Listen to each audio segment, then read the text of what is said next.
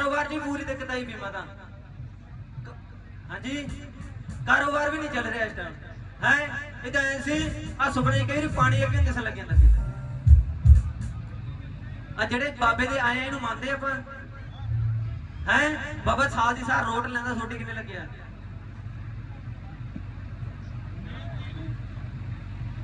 ਸਾਲ ਦੀ ਸਾਲ ਪੁੱਛਿਆ ਨਹੀਂ ਲੱਗਿਆ ਹੈ। ਲੇਕਿਨ ਗੁੱਸਾ ਨਾ ਕਰੀ ਮਾਤਾ, ਜਿਹੜੇ ਬਾਬੇ ਦੇ ਆਏ ਕਿਤੇ ਹਿੱਸੇ ਦੇ ਨੁਕਸ। ਠੀਕ ਹੈ ਜੀ।